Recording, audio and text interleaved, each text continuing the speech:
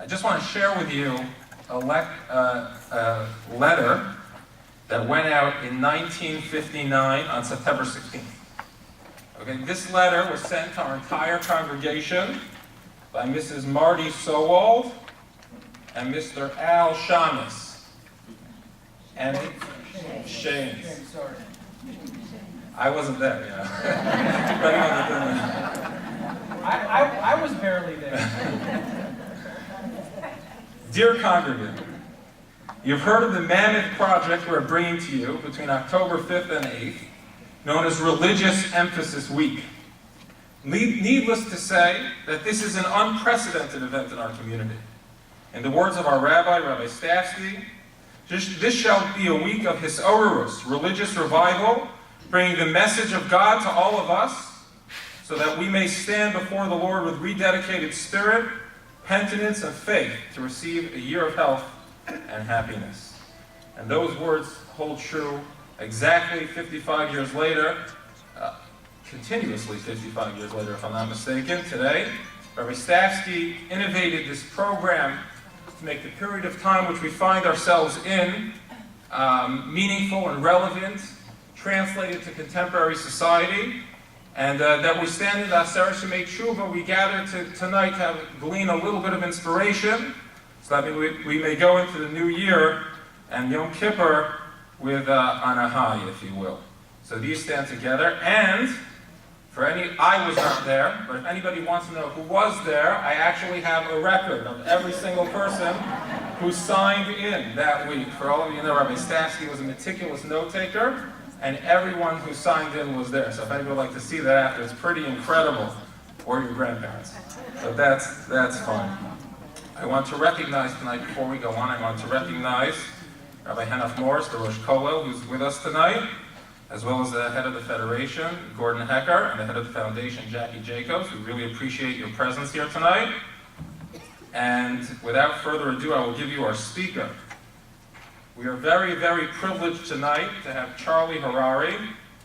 You know, people say that rabbis... Turn off your cell phone, please.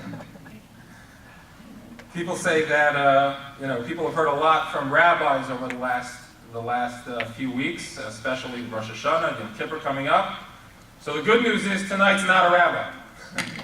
It's a lawyer, I don't know. That's better enough, but we have Charlie Harary. It's really a very special privilege to have Charlie with us tonight. Charlie is one of the most sought after and well-known speakers in the Orthodox world in the United States. Charlie speaks to many, many organizations and businesses and yeshivas and organizations and outreach organizations on the topics of Judaism and growth. And he's really, really very inspirational. You can go on his website, you can go on aishatorah.com, and you'll be inspired. So that's what I'm hoping that we gain tonight. We gain a little bit of inspiration. I'm sure Charlie will definitely provide. Charlie is a clinical professor of management and entrepreneurship at the Sim School of Business and Yeshiva University. He's also a senior lecturer for the Orthodox Union, Aisha Torah, and NCSY. And he really, really has inspired so many Jews throughout the world. It's a really tremendous privilege to give you tonight, Charlie Harary.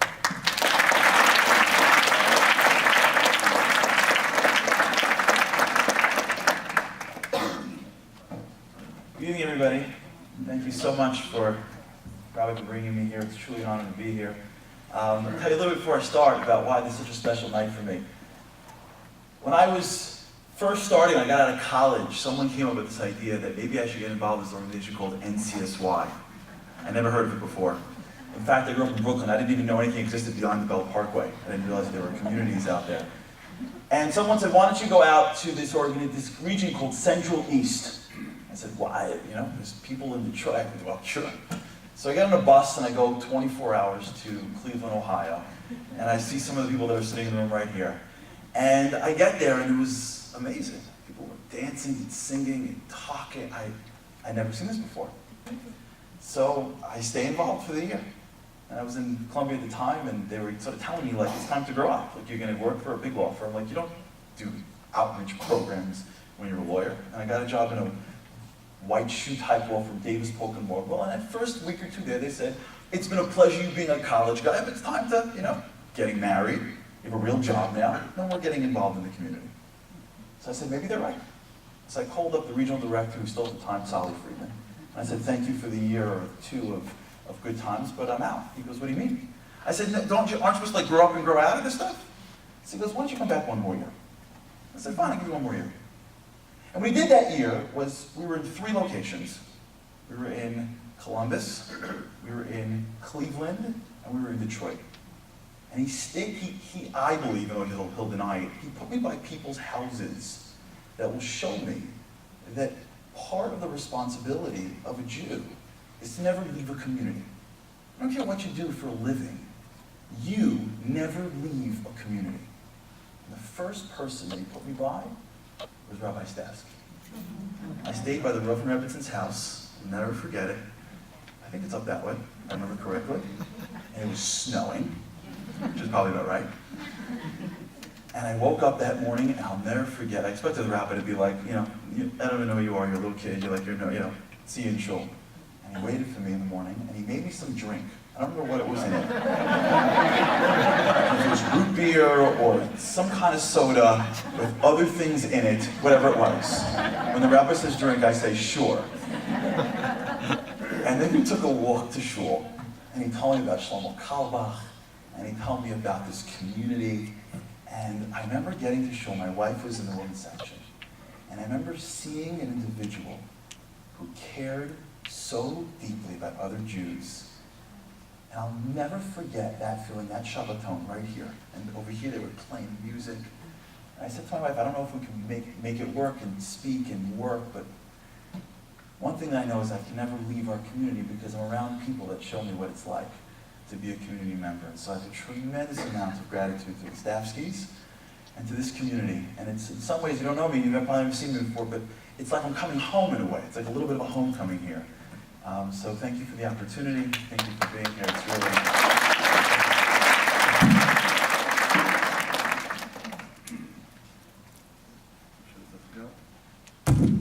Okay, thank you. You've been great. Appreciate it. Thank you very much. Thank you. We'll go back to New York now.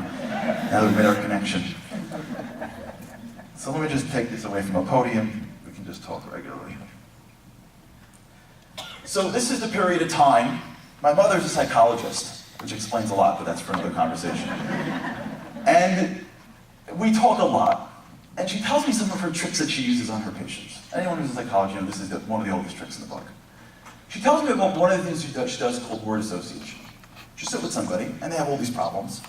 And many times, the problems they have are that they're not expressing the real problems.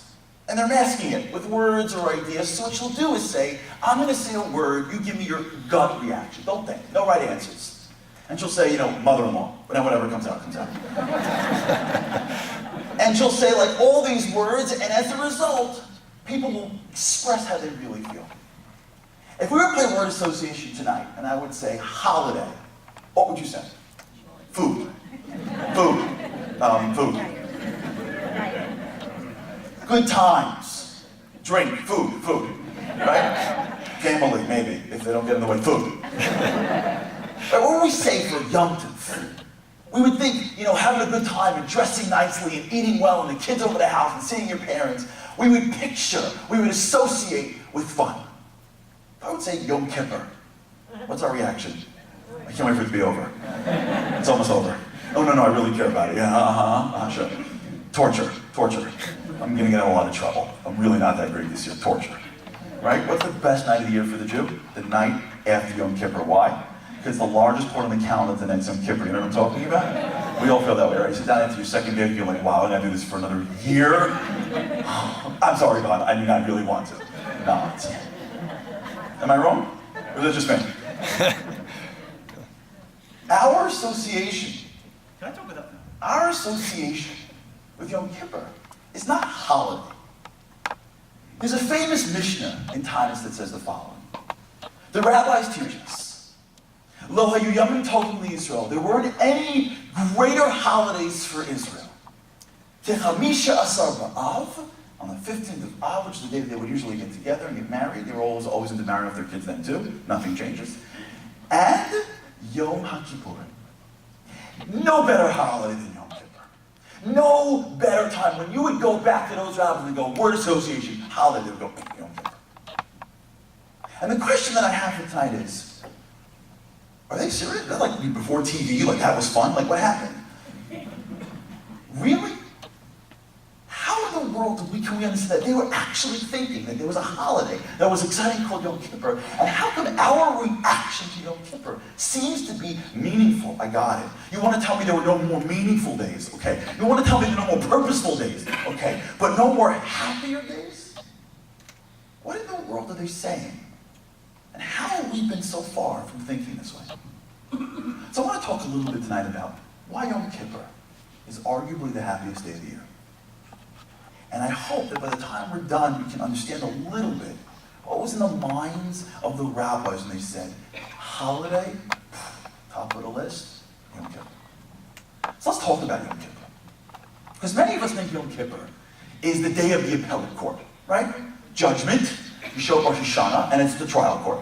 And you do good, usually, the tzaddikim, the righteous one, like, they're okay, we're not there. And the bad guys, like, and then the rest of us are still like bumping around the bottom in the middle, what I'm saying? We're Beinonim. And then maybe get FD, we go back and forth all week. Okay, maybe can you, and we don't know what we're doing, right? It's like, we don't even know what we're judging, because we don't have the same sense. It's like, maybe it's like color work, and you scream a little louder, we pray a little louder, and we're not so sure, we're in the book of life, we hope it's a good book, and we're like asking, we're not really sure what's going on, and the whole week, we don't really know what we're doing, and then we get to the final day, right? We get to the appellate court.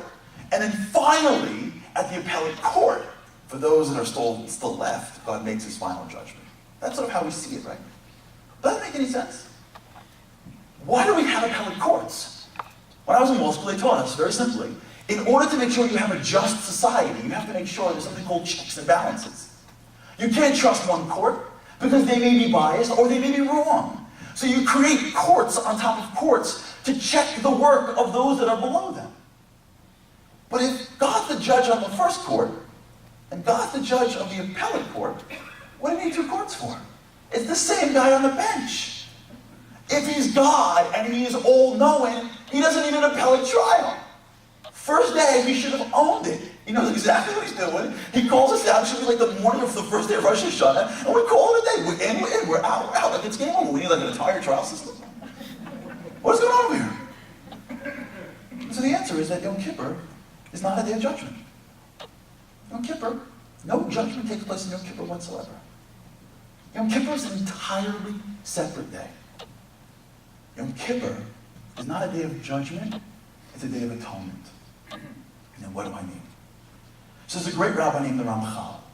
The Ramchal wrote a book called Derech Hashem. And in that book, he laced into some of the most deepest principles about how Judaism works. And here's what he says. The entire world is built on light. We live in a world and we think the world is physical, but according to Jewish thought, it's not. The world is actually spiritual. If I took liquid and put it in front of us, and we went to a lab, and I moved it towards a fire, it would turn into vapor.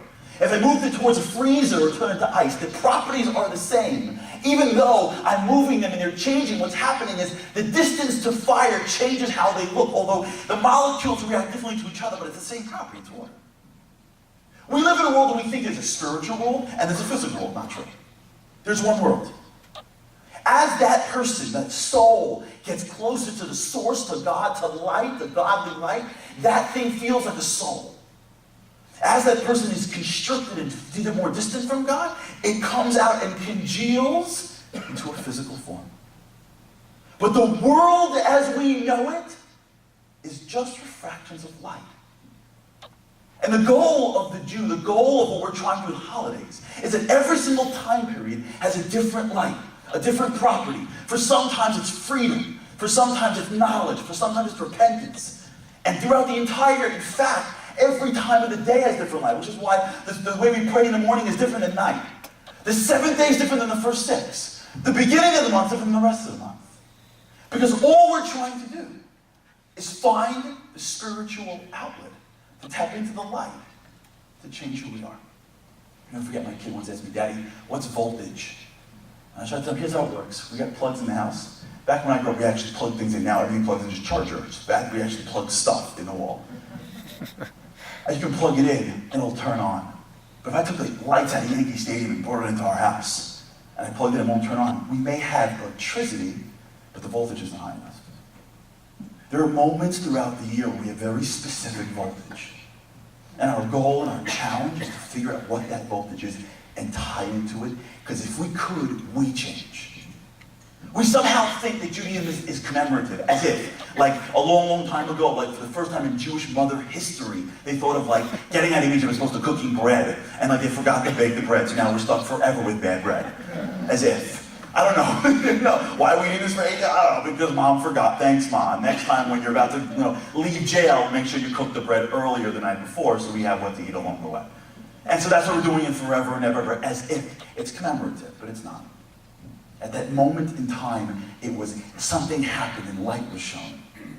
And forever and ever, God says, do this, say this, show up here. Because what you're trying to do is behind the curtain of the physical world is something. It's an electricity. It's a voltage called freedom. And if you understand what matzah is and why all these things that I'm doing is I'm trying to get you to find the outlets that you can plug in so that we can feel different. We can be bigger people. So what is the voltage of Yom Kippur? So what happened? Remember what happened in Yom Kippur? Remember the story? God, Jews, Mount Sinai.